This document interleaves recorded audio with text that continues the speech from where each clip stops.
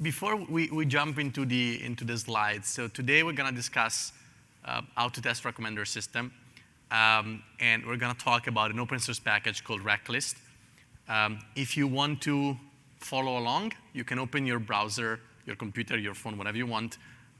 Go to the website, go to the GitHub page, and we're going to do some coding together in the collab afterwards. If not, it's fine. It's recorded. The collab is there forever. You can follow it after. There's no problem.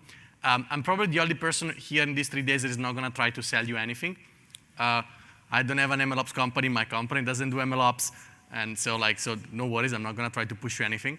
The only thing I'm going to ask you, though, which is free, and it takes 1 second, is that if you have 1 minute, add the start to our repo at the end of this and during this, because it will be helpful for us to share the support. Also, we're very few people, so please interrupt me at any time. I like this to be a conversation, not about a lecture. There's very few things I can lecture people on, even if I am actually a professor also. So today we're going to talk about recommender system. I prepared this because I didn't know I was getting a super awesome intro. So, well, this is me, but the intro was much better.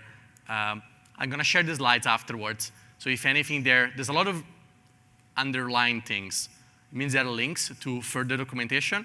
The slides are going to be shared afterwards. So if there's anything you want to go deep on, no worries. So what we're going to do today is mostly these 4 things. So we're going to discuss a bit what are recommender systems. Hopefully all of you know that. Why they're so important and why testing them is so hard. There's one thing I want you to take away from today is that testing machine learning system is very hard. Testing recommender system is possibly even harder.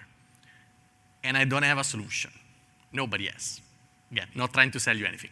But there are things we can do to kind of set the tone and set the discussion to be a bit better than what people in academia and people in industry have been doing. As I try to think, I kind of represent both research practitioner and industry practitioner in one tiny and handsome figure. We're going to discuss about what people do usually to test recommender system, which are quantitative tests that probably all of you already have heard of. And then we're going to introduce the main topic of today, which is behavioral testing. In particular, we're going to use a library we open source. It's called RecList, the one that I showed you before, but it's honestly essential. The point about this is not to pushing you to use our open source library. Again, we don't care.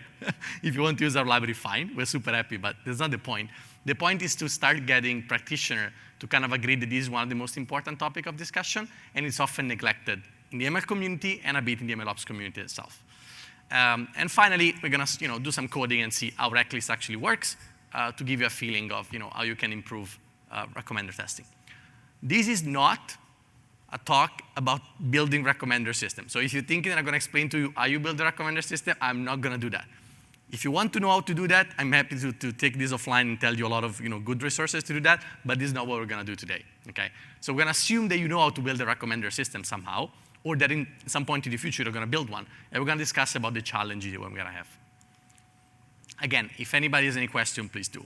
A very important point, RecList is a community project, is released under an MIT license. It's been originally built by people at Coveo, my company, people from Stanford, people from Bocconi, and people from Cosa. So people from industry and people in academia came together to build this package, release a paper, and do it for free for everybody. And the beta of this package is generally supported by the awesome folks at Comment and Neptune. You probably know them by name. They're part of this amazing ecosystem, and please do check them out. A lot of the things that we're doing with RecSys wouldn't be possible without the general support. Note, I always find amazing how the open source, the software community is fine with the idea of people just doing stuff for free and release it, and there are some so forward-looking company that are happy to somehow, generously give to people to do that, and it's really, really rare outside of software. So, recommender system. Let's get into the actual business. So recommender systems are everywhere. I don't need to tell you. You have a probably Netflix account, and Netflix is trying to push you a movie every day. you have an Amazon account. Used to be a site when you buy books, apparently, 10 years ago, but now you buy everything. You maybe buy grocery on Instacart or whatever it is. So recommender systems are ubiquitous. When people ask me, give me an example of a machine learning system that is really changing the world, like recommender system should be on top of your list. And we're not even considering here somewhat recommender system like the feed in Facebook, on Twitter, or LinkedIn, which arguably not just change your life, but it's kind of changing, the life of, Western democracies and so on and so forth. The market is growing, so apparently it's going to be worth $50 billion in a couple of years. I have no idea, it's a random number that I pull on the internet, don't really trust it, but it just gives you the idea, it's kind of a Gartner number, kind of gives you the idea that if it's not going to be 50 billion, it's going to be like a lot of money that revolves around this topic. So recommender system quality is super important. Again, at the random number in the internet, 38% of shoppers stop shopping when they see poor recommendation. Apparently, again, the important part here is not 38%, it may be 29, or maybe 45, this doesn't really matter. But a huge percentage of people actually deals with recommender system every day, and they get very annoyed when they don't work. Of course, recommender system, and this is the point of today, everything else you can kind of switch off your brain, is very hard and is very dangerous when they go wrong. Machine learning systems are statistical systems, so by definition, they're going to make some mistake. Okay, every system you have trained in your life are going to make some mistake in your test set or in real user. Recommender systems are especially dangerous because even one mistake can be a catastrophe. Can have disaster consequences for your user or for your company. Can be a PR disaster. Can be both a user and a PR disaster. So this is an example from the New York Times. You can find a million of lines of Amazon picking up somehow, Amazon recommender system somehow pick up items that were used together to commit suicide and kind of start recommending that to user. Again, there's a million of cases of recommender system gone wrong. This is just one example. And this is why testing recommender system is super important. Testing machine learning system is important in general, but testing recommender system is even more so. So failure is almost not an option. Knowing that, of course, it's a statistical system, so again, we're going to be wrong on some input. That's by design. We kind of need to minimize, the harm that these mistakes are going to make. So recommender system can be easily distinguished by use cases and by input and output. So let's go through the most familiar cases, and I'm sure you're going to be familiar with this. So this is a typical recommendation page on Amazon. So this is a book that I was reading the other day. So this is the input of my system. Please don't judge me by the type of book that I read. And this was what I found in Amazon, like, similar book. In this case, based on genre. Okay, so this is a simple recommender system. It's called item to item, okay? And in this case, item to item means that the input is an item, a book, and the output is an item, which is, in this case, another book. And this is a similarity comparison, okay? What does it mean is that Amazon is telling you, you're looking at this, but maybe you want to buy this. So the idea is that these two items are substitutable in some sense. So they should somehow build, if you buy one, you probably don't want to buy the other, okay? It's very easy to understand this with fashion, right? When you go to, I don't know, Farfetch, and you have a dress, they're going to suggest you another dress, okay, as a different alternative. This is very different from the complementary recommendation, okay? It's still item to item, so the input is still this terrible book. No, actually, it's an amazing book. It's very boring for most people, but it's a very, very good book. And now Amazon is actually suggesting me something different. It's telling me, what should I buy in addition to this, okay? This is called complementary recommendation. Again, in fashion, it's even easier to understand. When you buy a dress in Farfetch, they're going to tell you, why don't you buy these shoes together? Why don't you buy a bag together, okay? So it's a very different kind of thing. We're trying to upsell you here. So we're trying to not buy one thing, but to buy more than one. Another super familiar type of recommendation is user to item, okay? So in this case, it's the type of recommendation are typical recommended for you, or personalized for you. This is probably you recognize this. So this is actually my Netflix feed.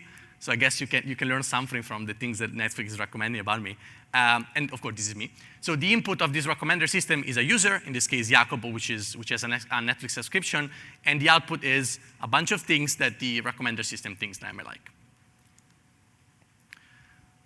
Finally, well, not finally, a different type of recommendation, I'm going to talk about that are typical of such a network, is user to user, okay? So the input, again, Jacopo, and the output here, you see here, is other people, okay? This is my LinkedIn, this is my real LinkedIn feed, and so this is LinkedIn telling me that based on me, Jacopo, this is the people that I should follow. I guess I can tell a lot about my LinkedIn feed based on this suggestion. And finally, I think I skipped a slide, but finally, there's session as input and item as output, which is called session-based recommender. It's a new breed of recommendation system that has been popularized in the last 2 or 3 years. Alibaba is very good at that, for example. And what it means is that imagine following somebody while he's browsing your website. You go on Amazon and you click on different books. And the question the session-based recommender tries to answer is, what are you going to click next? So in this case, recommendation systems somehow blend with problem in sequence prediction and stuff like that. For each of this, I compile one literature reference. So like when you go get the slides, you can click on this and kind of find a paper on this. But there's a huge literature on each of this. And I want this taxonomy just to guide us to the type of testing that we're going to make later on. Because the type of testing that we need to make heavily depend on the use cases, which also mean heavily depend on the type of recommender system that we're building. Okay? I hope this is familiar to everybody as a user, even if you're not building if you never built a recommender system in your life. Any question? Please feel free to interrupt. Okay. There's even more type of recommender system. We're not going to talk about them. I'm just going to put them here because this is my work. so because this is a paper of my team. But there's more, like recommender system is not like a frozen in time area, both from a product perspective, from a machine learning perspective. There's a lot of innovation in this space. So these are called product comparison. I guess everybody's familiar with this on Amazon, okay? In this case, Amazon, you're watching like a type of, I guess, LED TV, and Amazon is preparing a table with different TVs that you can pick on. I guess everybody's familiar with this because Amazon popularized it. So if you're curious on how you build this, you can check out our work, but we're not going to discuss about this. But this is an active area of research. And another type of recommendation, again, with our paper, is what we call gradient recommendation. Okay, gradient recommendation works a bit like a shopping assistant in the real life. So your input, let's say in this case, is a light blue polo shirt, okay? And gradient recommendation allows you to move along just one dimension and get something that is exactly like this, but darker. And so the output of the recommender system is a polo in the same style, but just changes for one attribute. Okay, so this is a very novel work. We just presented at ACL like 2 weeks ago. So if you're curious to know about this is kind of research ML recommender system. Go check out our work. But we're not going to discuss this. We're gonna talk about more traditional stuff. So now that we know what recommender systems are, let's see what people do to test them. Okay, just as a general strategy. Okay, recommender systems are typically considered part of information retrieval, together with search, for example. Okay. And like information retrieval, recommender systems are considered a ranking problem, okay? What does it mean? Take this, for example. So we have Jacopo, okay? So this is our test case for our model. Jacopo is the input. We know, so this is a test set. So we know what Jacopo actually wanted to see, which is in this case, big mouth. And then we ask a model to predict, the next 3 things that Jacopo wants to see, okay? In this case, of course, it's a success, right? Because the model prediction, big mouth, include the actual label that Jacopo see. Okay, does everybody agree with this? Okay. So a ranking problem, why? Because, and we're going to see, when we ask, so this is the test truth, but when we ask the model, we typically ask the model to not produce one suggestion. We typically ask the model to produce k suggestion, okay, which are going to be ranked by how likely the model think I am of looking at this thing. In particular, Netflix model think that I'm like very, very likely to see BoJack, I'm slightly less likely to see Big Mouth, and then I'm slightly less likely to see Archer. So there's an order to this thing, okay? It's not like a classification problem, where it's like one class out of many. There's a ranking to this, okay? And this reflects in the type of things that we typically want to do to test them. Of course, this is the correct answer. So since we evaluate them as ranker, it's really not surprising that when you scan through the literature in RecSys, RecSys is the main conference for people doing recommender system, or SIGIR, which is the main conference for people doing information retrieval, these are the main metrics. There are variations to this, but this will cover like 90% of the paper or of the work that you do. This is not just important for people writing paper. Most people actually test the recommender system in industry by figuring out one of these things. So one is MRR, hit rate, and DCG, and we're going to see some of them now. So let's start with the simplest one. The simple one is called hit rate, which is HR, and it's typically, again, decline at a certain number, hit rate at K. What does it mean? It means that when we ask a model to make a prediction on our test set, we ask him to make, in the case for 3 prediction or 4 prediction every time, okay? And it's a very simple metric. What we're going to do is we're going to count of all the prediction that the models make, how many times the target item is in our set. Let's make it very concrete. So this is our first sample in the test set, okay? So the test truth is big mouth, and the model prediction is these 3, okay? So since big mouth is actually predicted by the model, okay, we have an hit of 1. Everybody agrees with this simple math? Cool. And then in the second test cases, we have the test truth is Bojack, and the model output doesn't include that, so it's a 0. When you compute the formula, it's going to be that the hit rate at 3 because we're asking 3 prediction every time, okay? It's going to be 1 because it's the hit here, divided by the number of prediction we made, which is 2. So in this case, 0.5. Everybody agree with this super complex math? Did I make a mistake? Okay, no, it's totally possible me making a mistake in arithmetics, yeah. A question for problems like this where the test truth is like content. So what would be the hit? Is it just someone clicked in or watched it, or you'd have to define that? So very good point. So in this setting, we're thinking of people building a recommender system offline. So what it means is that you have a pipeline building a recommender system, and then you have an held out set as a test set. Okay, so you know that this thing happened in the past. So Jacopo actually did this. At some point in the past, did watch Bojack. Okay. Once you release the model, and then you're gonna need nucleic, which is called pseudo feedback. You're gonna use that as your new truth to do that. But here, very good point. Here we're assuming we're in the offline context where somehow we have a month of Netflix views, and we're just asking the model to make prediction on a held out set. Okay. Everybody's on board with this? Okay, cool. So very simple, very straightforward. Very simple metrics, okay? Of course, question for everybody. K is a parameter, right? You can have hit rate at 3, you can have hit rate at 5, you can have hit rate at 1,000 if you want, right? Depending on how big it is. What happens, like, as this number go big, like if we increase K, what happens to our metric? Anybody wants to make a prediction? What do you say? It says shrinks. What do you say? Increase. Who's right? Is right. Why? Think about this. If you increase the window, it's much easier for the model to at some point find the truth. Think about. Isn't the denominator the number of lists? No, yeah, but I'm thinking about the K, not the denominator. I think about the number of prediction that you can make for a given sample. Okay.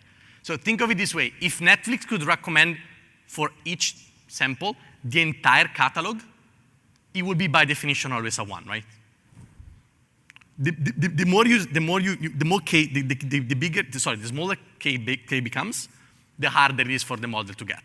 A perfect model, a model that can read your mind, will have a 1 with hit rated 1, right? It means that at the first try, it always gets what you want. So that's a perfect model in the most possible, the hardest condition possible. Okay, cool. Thank you. All clear? Cool. So, your colleague there already identified a problem, well, or at least a shortcomings of this type of method. It's very fast to compute, very easy to understand, but of course there's a problem. Didn't we just say that recommendations are a ranking problem, okay? But that metric doesn't really take into account any of that, okay? So a second method that we're gonna examine is called mean reciprocal rank. actually takes that into account, okay? And this math is much complex, so I actually copied and pasted it from Wikipedia, so I'm sure I'm not butchering it, okay? The idea is actually, at the end of the day, very simple, and I want you to try to understand the intuition, not the formula. So let's consider this as our test route, okay?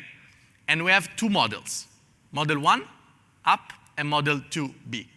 Which is the best one, intuitively? Which is the model that predicts what I want to do better? The second one, right? Because my actual item is the first position of the thing, right? Okay, and MRR, it try to capture this kind of idea, right? So try to penalize model that guess what we want further down the line, and instead privileges model that guess what we want, at the very beginning of a sequence, okay? So again, let's work together to a real cases so everybody, we're sure to understand what we're seeing. So case number 1, okay, big mouth is the test case. Okay, this is what the model predicts. And sample number 2, this is the test, and this is what the model predicts. The MRR in this case, so the MRR is the average of the reciprocal rank of everything. So the first case is 1 divided by 2, because in the second position, okay, everybody agrees. So this is the first case. For the second case, we're gonna have a 0, because the model didn't predict anything, okay? And then we're gonna divide it by the number of predictions that we're gonna make, okay? And again, it's gonna be, it's gonna be 0.25, okay? Everybody agrees? Didn't make any mistake? Totally possible, okay? Cool, thank you. So what's wrong with this? So these metrics are ubiquitous. I've been using for the last 20 years. You're gonna find them in the best paper. You're gonna find them in some of the best industry lab or industry workflow, including ours. So this talk in general is not about pointing finger what other people made mistake on. It's actually starting from our own recognition of building recommender system and realize that what we were doing were actually not exactly what we're supposed to be doing. Okay, so we are the first one to be blamed on this. So this is a real example from an HR website, okay? And is a recommendation for a person that wants to find a job after being a CTO. And the recommendation is executive assistant, okay? The point of this recommendation, and is not to shame this recommender system. The point of the recommendation is not that it's wrong. That is easy to see. The point is that it's horribly wrong. No humans will ever make this mistake, okay? But there's no way, if you think about it, there's no way that this formula here, we're gonna see later more, take that into account. All mistakes for quantitative measures are exactly the same. They're just a mistake. They're just you didn't get what it was in the test set. But this is really different for a user that gets this user experience. So this may be a user that will never trust again any of this recommendation system. When developing RecList, we've been working with the BBC. Everybody knows what the BBC is, the public broadcaster in the United Kingdom, okay? And of course, they have a big problem with recommendation. What's the problem? Is that think about their role in society, right? So if there's a COVID article and they recommend you another COVID articles that is just, let's say, 1 week old, that's not a great user experience because the information there is not up to date. Okay? But it's very different than recommend you now, some conspiracy theory article about COVID. They're both wrong. They're both somehow not relevant. But one is a small mistake. The other is a disaster for the user, for the company, for society, and so on and so forth. Okay? There's nothing in MRR or hit rate that even try to capture this nuance. The second thing, and goes back to the question before, is that when you deploy model, it's actually very deceitful to understand the feedback from what actually users do, okay? So it's actually, even when we look at our test set collected with real user feedback, it's actually very hard to kind of understand what the system is actually doing. And this is let's take this example. I'm sorry, all my examples are for old people watching movies, and I realize that some of you may be much younger and have no idea what I'm talking about. You can Google those, though. So the test route is When Harry Met Sally. If you know where it is, fine. It's a romantic comedy with Meg Ryan. It's probably 30 years ago, okay? So this is what we want the model to predict, okay? And we have two models, Model 1 and Model 2. Model 1 gives me this carousel when there's Terminator, Harry Met Sally, and In the Cut, okay? Another Meg Ryan movie. Not very good one, though. Terminator actually is awesome. Model 2 is predicting you got mail, when Harry met Sally, and Palm Springs, okay? So both this model has the same hit rate at 3 of 1. I hope we agree about this, or the same MRR, whatever you want, the same quantity measure. But do you think that the experience provided to the final user of this or of this is the same? Does anybody know enough of this movie to have an answer? Okay, so if you don't know anything, so these are 3 romantic comedies, okay? So one actually happens to be also with Meg Ryan, is You Got Mail, and the other one is a very recent romantic comedy, I think it's from last year, which is pretty good, and it's called Palm Springs. So these are very relevant recommendations, okay? These are like somewhat relevant, meaning Schwarzenegger is just probably from the same time, okay? But you know, from that terminator is not the same cup of tea. And In the Cut as the same actress, but it's a completely different movie. It's like a thriller, okay? So even if both models actually get a 1 from an hit rate perspective, they're not doing the same thing. And our metrics do not capture this. I hope now you see a pattern here, okay? So, well, we're going to skip this. If you really want to know about training and test play, we're going to skip all of this because it's kind of a big technical thing. But even how you split your training and test set, there are some nuances to this. If you want, this is a fantastic paper, go and read it. We're just going to assume that training and test is set. But I just wanted this to be in the slides for everybody because the slides are going to be shared, so don't worry, everybody's going to be shared. Okay, so now what I hope really convinced you is that A, recommender systems are important. B, we have ways to test recommender system as ranking system that works in some sense, as in they give us a number, but don't work in others, as in they kind of obscure a lot of things that this model do, okay? So what can we do to actually make them better, okay? And we're gonna resort to a technique called behavioral testing, okay? What is behavioral testing? Behavioral testing is generally defined by 2 aspects. First, we define some input and out. So we define some problems that the model wants to solve, okay? And this is very important. And we define them based on what we deem important for when the model is going to be released in the real world, okay? Irrespective of what the test set actually contains. So if we think that a model about COVID needs to be, I don't know, very aware of conspiracy theory, we want that test set to be included. Even if there's no data about this, but we want the model to somehow be evaluated on that, okay? And the second thing is that we don't look at the model, how the model works, we just look at what the model does, okay? So we treat the model as a black box, irrespective of the fact that it is or it is not. And we just say, hey model, this is a test case that we care about, you know, like what do you think about this? And we test model this way. The cool thing about this thing is, well, there are 2 things. The first one is that a lot of problem with recommender system that we now have, and they're not, you know, just the matrix problem, is that our test set are somehow sort of not super reflective of the entire distribution of what happens when we release them, right? And this is somewhat unavoidable. Like, crucial point is that, sure, we could be better at this, but the fact that the test set represents your entire universe is typically a very terrible assumption to make. So we kind of need to live with the idea that our test set only represents a portion of what the model needs to generalize on, okay? And behavioral testing kind of give us a way for humans to use their knowledge and, you know, and our ability to somehow have the model generalizes in a better way. The second point is that we can test different models since we don't care how these models are built. We're gonna see later, but you can test, with behavioral testing, you can test a model that you built, an open source package that you download from the web, or an API from Azure or Google Cloud. They have no idea how it works. For behavioral testing, this is not important. The important thing is that given an input, you ask the model to produce an output, and then you kind of try and understand this. So we're gonna start from this paper, fantastic paper. Just go CheckList. Hopefully you guys already see the relationship between this and RecList, which was a paper published by Microsoft people a couple of years ago at ACL. ACL is the top NLP conference in the world. And we're gonna take a page from their playbook to somehow see how behavioral testing actually work. So take these very, very simple test cases, okay? I am a protected noun, okay? Protected noun is a template, okay? And we can fill it with whatever we want. For example, we can fill this with I am a black woman, or I am an Asian man, or whatever you want, okay?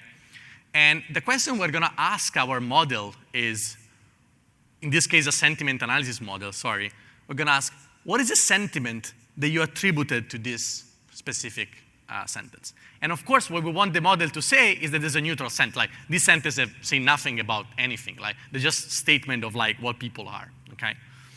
And the interesting part about this is that, again, this is something that we may want to check irrespectively of our test set. Why? Because we may be, and rightfully so, very concerned about biases in our NLP model. We may be very concerned about, social fairness and so on and so forth. So we want to make sure that that sentences that follows this template are actually evaluated correctly and neutral from the model, okay? Take another example, sentiment analysis as well.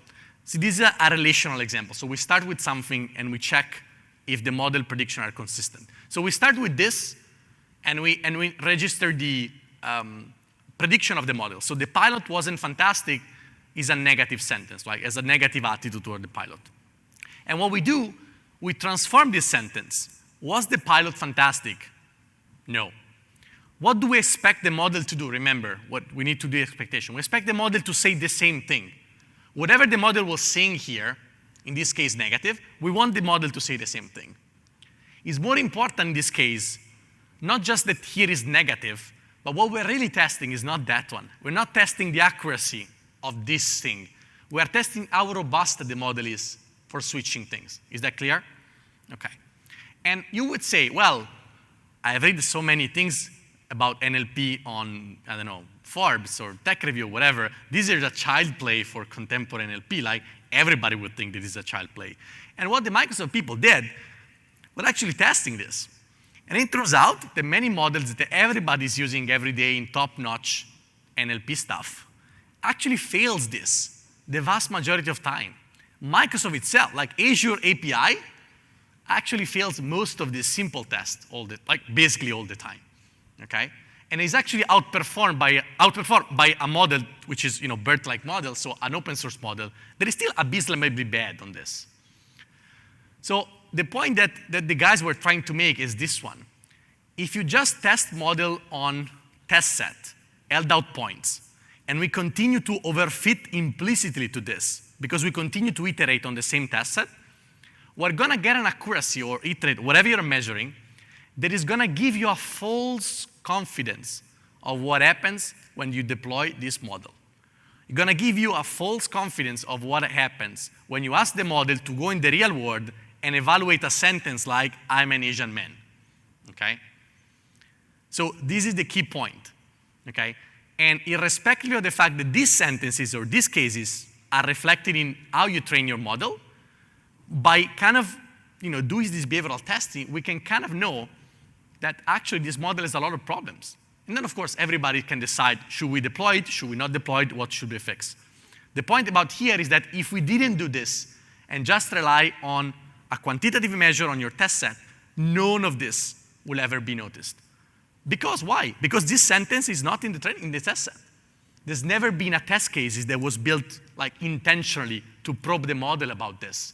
And so we think that the model is much better than what it actually is. Everybody following? Cool. So 2 lessons. First, behavioral testing improves generalization, regardless of what happens in training or testing distribution. So it doesn't matter what your model has seen or what your model has been tested on. We can always find cases that were not in that test, but that we want the model to be able to answer in real life, okay? Imagine to be a product manager or an entrepreneur or even a model builder if you really care about the way you do. You really want to make sure that when you deploy this in real life, this is going to not cause disaster. So point number 1. Point number 2, behavioral testing is painful. Imagine writing down by hand all the variation of I'm an Asian man, I'm a black. Imagine writing down all of this by hand or inverting by hand all your sentences in the test set to make it then in a form of question. It's a lot of work. And it's not going to work. True matter, it's not going to fly. So what they did was, sure, behavioral testing are painful, but with some good coding and some trick here and there, we can actually allow you to speed up the process of creating behavioral tests so you can still do them. It's a bit more laborious than press a button and read a number from your test set, okay? So it requires you a bit more thinking, but this is good because it means you're actually thinking about what the model is going to do. But the idea of checklists is take away the pain of writing tests and kind of have a software package that does that, okay? So RecList, and then we can take like 5 minutes break, but I just wanted to introduce. RecList is, well, you can think of it as a checklist for recommendation system. Of course, the homage in the name is intentional. But it kind of tries to do the same. So it tries to bring behavioral testing to the community of recommender system. And it tries to do two things. It tries to, well, of course, raise awareness of why this is important, and this is the entire discussion that we're having. And second, it gives you a software package that is free, is open source, you can do whatever you want with it, that hopefully speed up the creation and the evaluation of this set, like Checklist did. We recognize that writing behavioral tests is a freaking pain. We do that. We actually recognize that. And we built RecList, and we're still building RecList to help practitioners or ourselves to kind of be more productive in doing this, okay? RecList is based on three kind of like pillars, so to speak. One is RecList is open source. Again, nobody's trying to sell you anything. You can download this MIT license. You can use it as much as you want to do whatever you want. You can even put in your product if you wish to do so.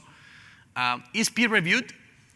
So there's a paper, for those of you that are scholarly inclined, there's a paper that was presented at the Web Conference this year. Web Conference is a top-tier machine learning conference, where we explain a bit more in scholarly detail the motivation, some references, and so on and so forth.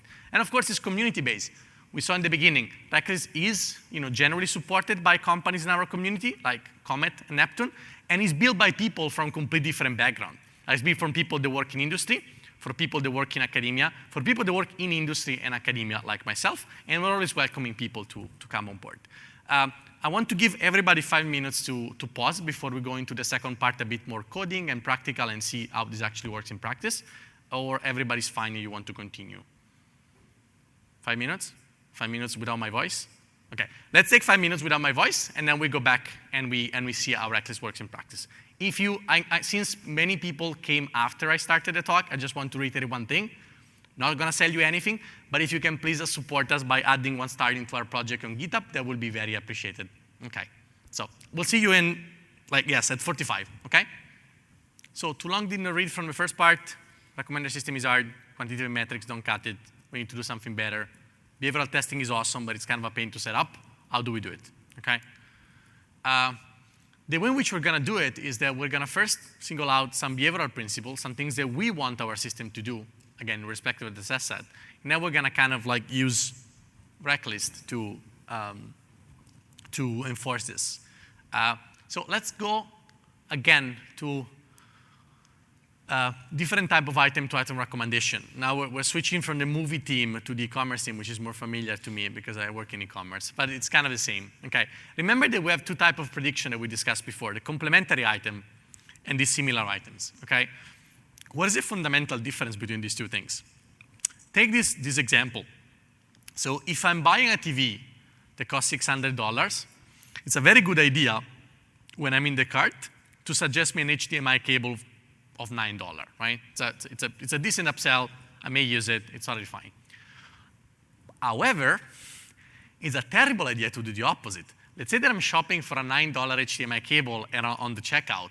It's a terrible idea to recommend me a $600 TV. That's probably not what I'm looking at, okay? You'd be surprised by how many recommender systems actually do this, okay? Why? Because maybe in the test set, the only thing they saw is TV plus HDMI cable, but then maybe they never saw this HDMI cable paired with anything else, and so for whatever reason, they actually got confused. So one point of complementary items is in many cases, the direction of this relationship is actually one way. So it makes sense to suggest one to the other, but not the opposite. This is obviously the opposite things of what happened with similar items, right? What happened with similar items is that we want things to be swappable, right? Think of these 2 t-shirts. So white polo t-shirt, different brands, but obviously, if I can buy this one, I might just as well buy this one, okay, and vice versa. So in this case, these recommendations are actually symmetrical, okay? So this is one principle that we want to enforce. Principle number 2, we saw it before. Some mistakes are worse than others, okay? Again, Our test set says that I really like when Harry met Sally. I really should update my examples. But so model 1 says, look in the cut. Model 2 says, look at you got a mail. Again, not quizzing you on movies, but this is a much better prediction. Okay, they're both wrong. So if you remember the quantitative MRR kind of thing, they will both get a 0 here, right? In the standard thing, because they're wrong. Like, the test set says this, and they're both wrong. But one was actually a reasonable mistake, like something that actually would make sense. And the other one is like, sort of. Finally, we need to be well aware of the power law. What's the power law? If you're familiar with the consumption of digital media online, songs on Spotify, books on Amazon, dresses on Farfetch, movies on Netflix, this consumption is not at all evenly distributed, okay? What it means is that few movies on Netflix, let's say in this case, superhero movies, account disproportionately for the number of views. Few Beyonce and 50 Cent songs account disproportionately, or Drake or whatever, account disproportionately for Spotify listening, and so on and so forth. What is the implication for people testing recommender system? Take these two recommender systems. These are two recommender systems in this fake Netflix example. So this is part of the catalog, which is superhero movies, and this is Italian movies from the 50s and 60s. More niche, like terrible examples after terrible example. But trust me, these are Italian movies from the 60s. Okay, so these two models have exactly the same hit rate at the end. Okay, the hit rate again calculated as as the number of hits by the number of prediction, but they're very different.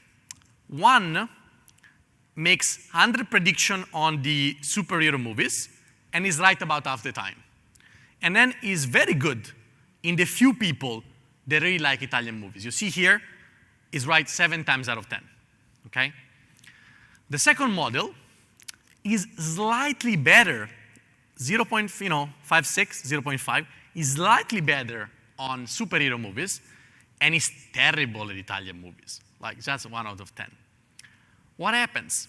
If we judge these two models by one number, hit rate, these two models are indistinguishable. It's actually very easy to produce an example in which this model, the second model, significantly outperforms the first one. But it does so by being slightly better on superheroes and screwing up everybody else. Okay? But if the only way which we value our model is one number over the test set, we will never be able to figure this out. Everybody agree? So I'm not telling you which one is better. That's your decision to make. Okay? If you want superhero people to be slightly more happy at the expense of, these terrible Italian people that like movies, it's already fine. Go ahead. It's your business. Go ahead. The point that I'm trying to make is that this thing here needs to be an explicit, trade-off that we make as part of building, deploying, monitoring recommender system. Okay, this cannot be somehow something that is, embedded, like hidden in a number that we give to stakeholders and say, hey, our model is like, 0.52, must be awesome, whatever. Maybe it's awesome, but maybe it's awesome for some people and it's terrible for others, okay, or vice versa, okay? So this is very important. And none of the things that we saw before capture this problem, okay? So this is another principle that we want to enforce. Okay, we don't want to make a decision. We want just you to be aware of this, okay? A typical example from recommender system in e-commerce where I work is cold start. Everybody knows what cold start is? So it's the idea that there are some items that are very new or that are very rare, so people rarely interact with them, okay? And of course, you can build a better recommender system if the only thing you care about is 3 products that everybody sells. Slightly better, okay? But maybe you do that at the expense of everybody else selling in the long tail, okay? So in e-commerce, this happens all the time, okay? Of course, popular products are popular for a reason. Nobody's saying that. But of course, on the other hand, if you never give a chance to products that are not popular to become popular, of course, nothing is ever going to change. So how do we solve for this? So we don't solve for this. Again, I have no solution to sell you. What we can do, however, is we can take this principle and as many other principles as we want and put them in the only form that we know so that they can actually have an impact in life. That is code. So we're going to operationalize this philosophical principle, okay, with code that you can run on your model, on your data set, on your monitoring system, whatever you want to do, okay? And this is why we build RecList, okay? So RecList is built mainly of three things. I don't know if you see this. You can look at the repo because it's kind of like super dark. A RecList is a list of tests, okay, which we call RecTest, okay? You can see. Can you see here? So RecTests are just Python function. This is just Python function. We're gonna see later, but who cares? Python function that is decorated with the RecTest decorators, okay? If you're familiar with Metaflow, it's kind of a Metaflow syntax, okay? So just a class, okay, that implements some function, okay? And each of these functions is a test that we want our recommender system to pass or we want to score our recommender system on that, okay? And what we need is a rec dataset.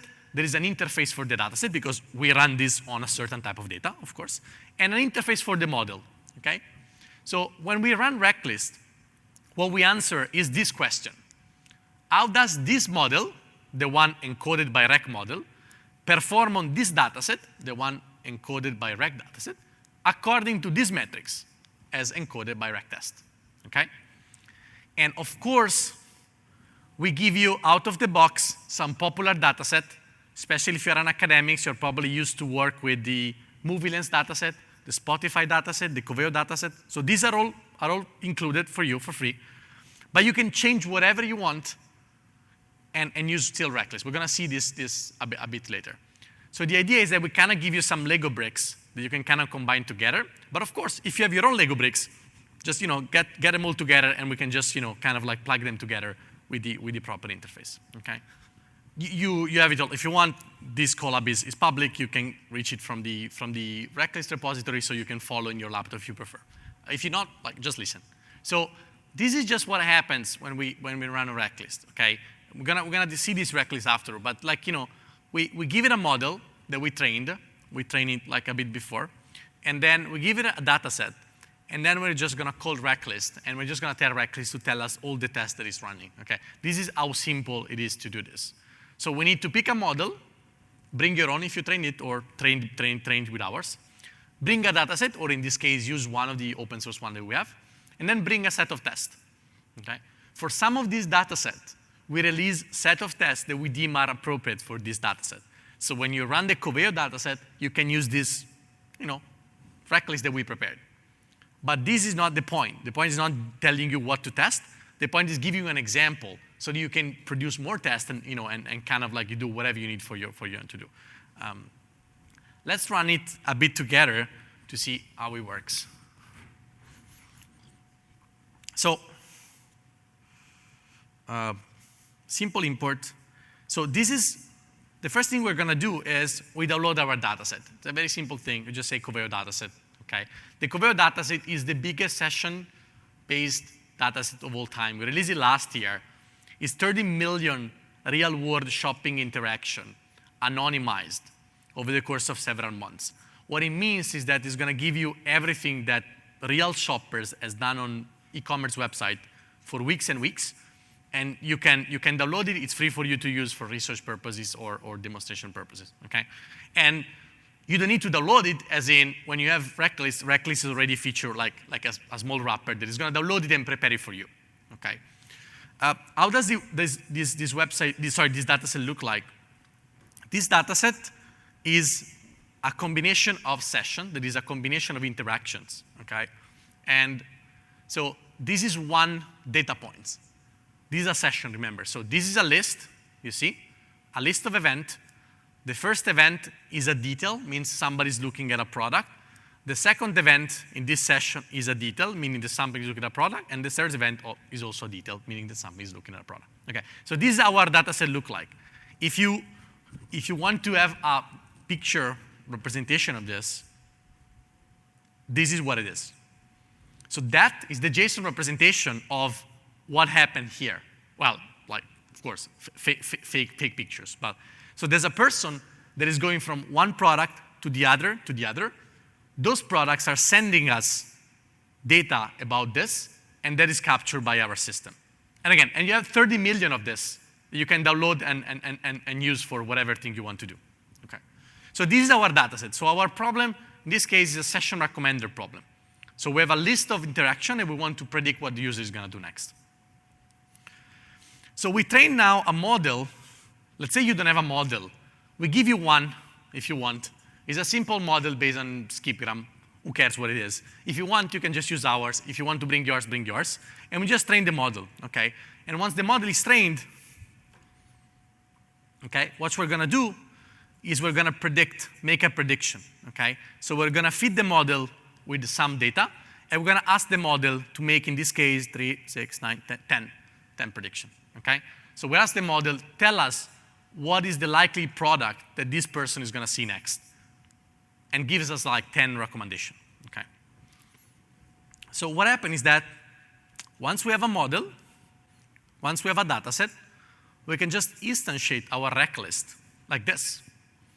And once the RecList run, it's gonna, in this case, it's gonna notebook. We're gonna see the full run, but it's gonna print some results that corresponds to all of the tests that is running for us, okay? Some of these are simple quantitative tests that we saw before.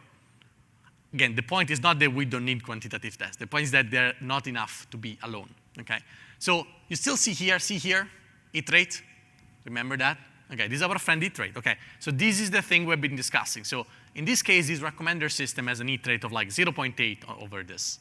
But there's also other type of test. So coverage, for example, okay, which tells us out of all the possible products that you can recommend, how many are actually recommended.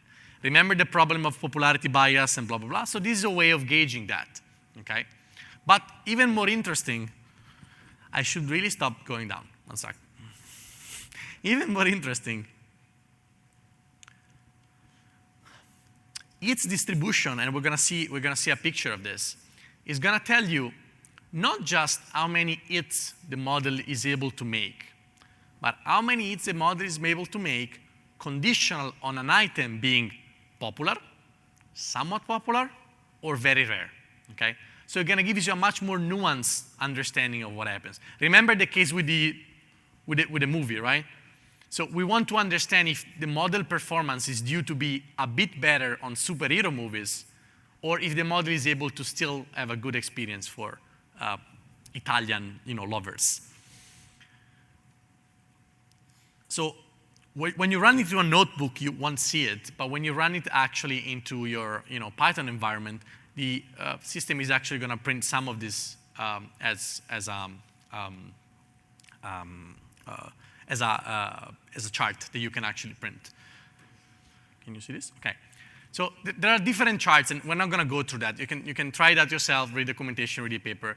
But there's a bunch of things that this system is going to make. I just want to make one point here. So this is remember the problem of not being able to judge when something is wrong from when something is massively wrong, from something is slightly wrong, right? So the problem with the typical measure that we have is that this measure like all or none, hit or miss, yes or no. And we want somehow like more of a gradient and somehow subtler way of understanding our domain of object. So RecList has a way to automatically build in similarities between your, in this case it's product because it's an e-commerce data set, but it's going to do the same with Spotify for music, okay? So it's a built-in way of building representation of this item, okay? And it's going to use this to somehow measure in this space how far the item that we have are going to be from the prediction or from the label or from, from whatever you want, okay? So an important component of RecList is that it's using deep learning, basically, to build representation of object that somehow reflect this human intuitive notion of not every mistake is the same. This is not perfect. Like, if you look into the representation of the object, they're not, of course, as good as a human would do. But again, remember, there's a trade-off between manually curating all the similarities. Imagine writing down all the similarities in a catalog of 20,000 items or 100,000 items, and something that actually builds it up for you automatically. It's not going to be perfect, but it's going to like figure out trends that is important for you to look at. So we're not going to discuss, this is a bit technical, so we're not going to discuss this. But if you care about this topic and latent space representation and so on, please go see the papers, and there's a lot of there to discover. So what happens when you run RecList? You can run RecList wherever you want. You can run RecList when you run a paper in your laptop. You can put it on a schedule, and you can run it, in your pipeline. So you train a model, you test a model with MRR, iterate, and then you do a further test with RecList to make sure that what you deploy is actually correct. If you want, we actually just release if you go here, we actually just release end-to-end repo showing you how you go from raw data to an endpoint making a prediction with Metaflow, and inside one of the steps of Metaflow, there's a RecList test. So if you want to see it in action in a live real-world pipeline, we actually just release that. But you can use whatever you want. You can use Prefect, you can use Airflow, you can use your laptop. After RecList run, you're going to find two outputs. One is, depending on the test you run, some picture, like the one that I show you. So it's going to be some local picture you can use for your report or whatever you want. And then it's going to find like a big JSON file that actually do in machine readable. I mean, a human can read it, but it's basically meant for machine to kind of parse all the information that RecList produced to give you this light summary that we saw before, okay? And what happens, it's going to happen soon for our beta, is that we're going to build open source connectors to the tools that you already know and love to monitor your models or save your metadata. In this case, of course, Comet and Neptune, our supporters, okay? So that you can visualize the result of your RecList directly in the tools you already use and part of your normal routine, okay? And of course, many more to come. But this is kind of the idea. We want RecList to play nicely with the rest of the ecosystem, and it's just a very, very lightweight package in Python that you can import wherever you want, and hopefully soon, whose results you can display wherever you want, okay? So for now, you're going to have 1, 2A, and 2B if you download the package today and you start using it, but soon enough, you're going to have also 3, okay? So we saw a bit how it looks to have a RecList up and running. Again, the collab is for you if you want to do it. I just want to kind of tell you a bit of the different type of uses that you can make of RecList. So the easiest, like the level 1, the first thing you can do is that you train a new model, and you want to test this model on, let's say, the Coveo dataset or the Spotify dataset, okay? And so you bring your model, and we provide you ready-made test and a dataset for you to do it. Let's say you need to write a paper on movie lens, which is a dataset that we support.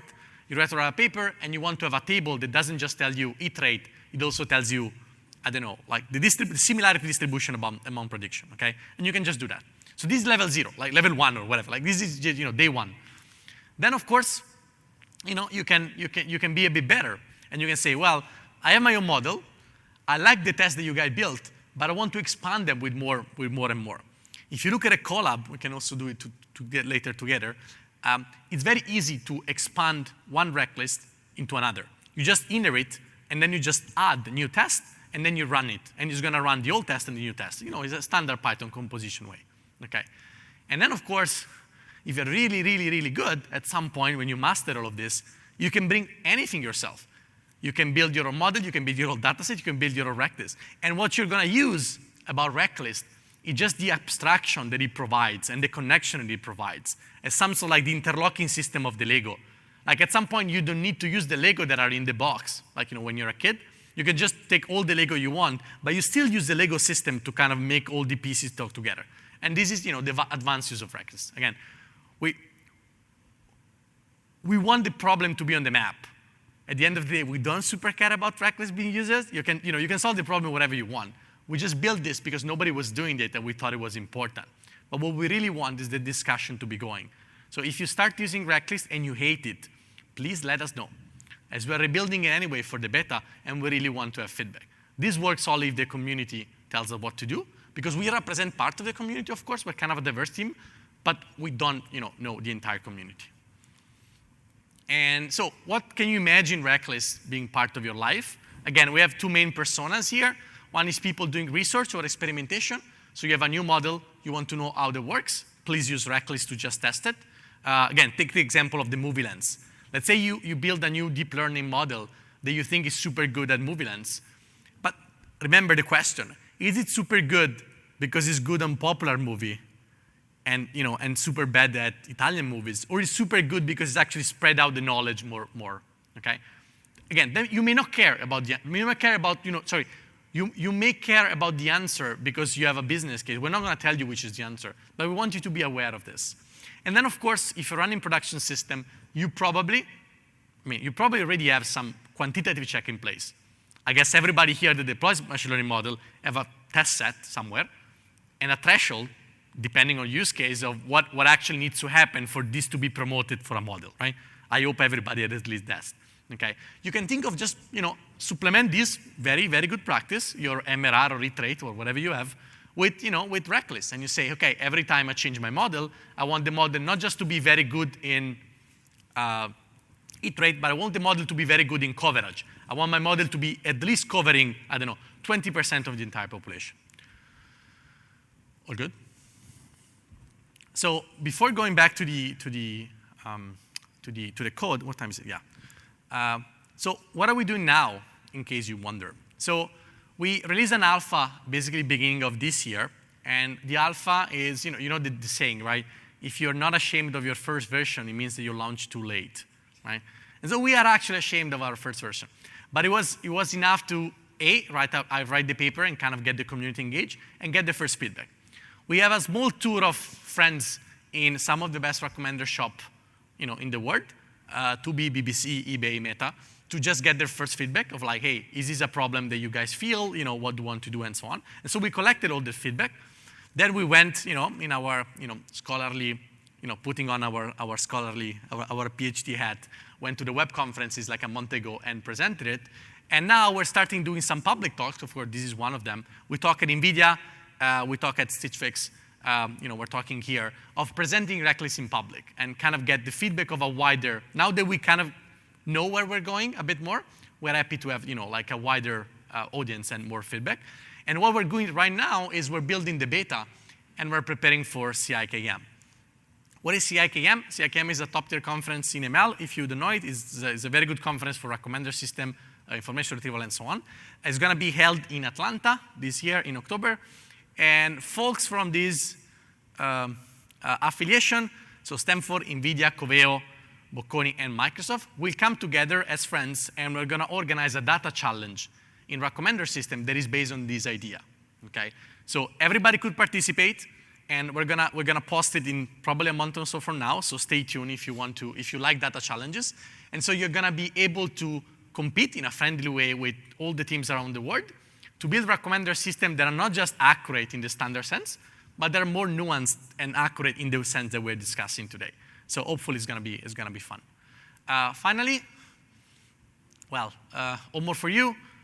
If you didn't already, again, not selling you anything, but if you didn't already, go on our GitHub page, start it, share it with your colleague, with your friends, or come back to us with feedback or with ideas of improving, because that's the only way in which we can actually make the discussion a bit wider in the community, not just the academic community, which for us somehow is easier to reach because of personal reasons, but also in the community of practitioners that maybe are just getting started today with ML and MLOps, but they really need to learn, or they need to know a bit about how to make models that when you actually deploy in real life actually work. Okay, so if you can, anything you can do to support us, be super happy. Thank you in advance.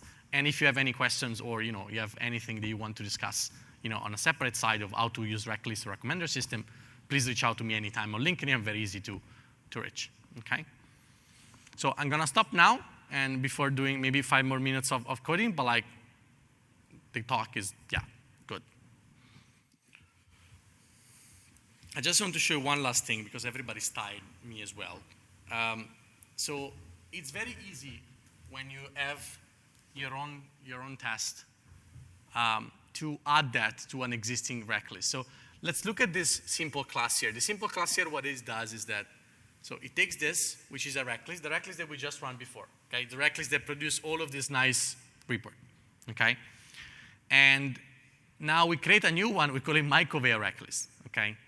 And what we do is that we create a new test. You see how easy it is to create a test, just an arbitrary Python function. We decorate the function with RecTest, we give it a name, okay? we comment. This comment here is going to be the description of the test, so it's kind of all self-documenting. Of course, this is a stupid test. It's not a test that means anything. It's just a test. What this test does is called like item, and it's just going to take a random item from the catalog in this case, and it's going to select it for us. Okay, it's a random Python function. It's nothing to do with it. I just want to show you how easy it is from an engineering point of view to actually extend the test. And what you do, guess what? It's exactly the same. See here, this is exactly the same syntax that it was in the original dataset. Okay, and you run it, and what's going to happen? It's going to happen that you get anything else as before plus this. You get the new custom test, you get the result of the test, and again, you find automatically that what you put here is going to be what documents the test here, okay? So this is kind of on the spirit of like self-documenting, metaflow kind of stuff. There's a lot of tools in the community that kind of takes the spirit. We kind of like borrow a page from their playbook because there's no need to reinvent anything. So this is how easy it is to extend. If you go to the repo, the one that you should start, just to make sure, you're going to have examples. So if you go in the examples thing, you can go it on your laptop. If you go in the example thing, there's going to be one of these short snippet for each of the dataset that we release. There's going to be an example for the Spotify dataset. The Spotify dataset about playlist. So what Spotify did is releasing playlist, that is a list of things that people listen in order, okay? And the prediction, you guess it, is a sequential problem. Like this is basically the same as a session recommender. Okay, so the Spotify dataset is included with RecTest for the Spotify dataset. There's a movie lens example that use the movie lens example from movies and actually do that. So the example for that kind of gives you the three dataset, Coveo, Spotify, and movie lens, and it kind of shows you how to run of them. I have a question. When you input the data set into RecList, does it decide how to like do a proper split train test, or is there anything? Now, so if you look, I mean, if you look at the abstraction provided by the datasets, of course you can do whatever you want. But the idea is that there are some properties you need to fill, and one is train and test set, depending, like X and Y, depending on what it is. No, it doesn't provide any functionality for that yet. So we're working on the beta, and the beta is going to change most of the things. We're going to make it more easy to run a lot of prediction, because one of the feedback we got, of course, from our friends at eBay and so on is like, well, but our test set is like 2 billion data sets. Like, good point. I'm going to take that into consideration. So one point is like making more scalable. The second point is about making the dataset abstraction a bit more friendly. Now it's kind of clunky. It works for the dataset, for the free dataset, because they kind of like we kind of like reshuffle them, put in our cloud. So it's very easy for you to work with Spotify or so on. But it's not super easy if you have your own dataset. So all of these things are, honestly, work in progress. But we're working on this like heavily this summer, looking forward to the CIKM data challenge in October. So our goal, of course, is by the challenge to have like a full new beta release with kind of a new API, better abstractions. And so if there's any comment or feedback, now is a very good time to, it's a very good time to voice concern. Well, yeah, thanks so much. It doesn't work. It's not super important. So we're gonna share the slides. We're going to share the slides with the organizer. I'm going to share them on LinkedIn. So if you follow me, LinkedIn is going to be there. And probably it's going to also add them to the RecList repo and the RecList website, which is in progress. So check that often. So the slides are going to be there. There's a lot of links. If you want to reach out to me or the other creators, please do. We're super happy to. And if you're thinking of using RecList for your own project and you want to spend an hour with us brainstorming how that will work, we're always super happy to help. We're super happy to help people that want to do that. We did that with other companies and so on, and it's totally free of charge. We're just super happy to spend 1 hour in your company trying to understand your use cases and try to bring our own experience in how to actually make the work. So if you want to use it, but you're not too sure where things are, which is our fault for writing terrible documentation, but it's going to improve. But please reach out. We're super happy to hold your hand to some extent and try and see what works and what doesn't. Okay? Okay, cool. Thank you.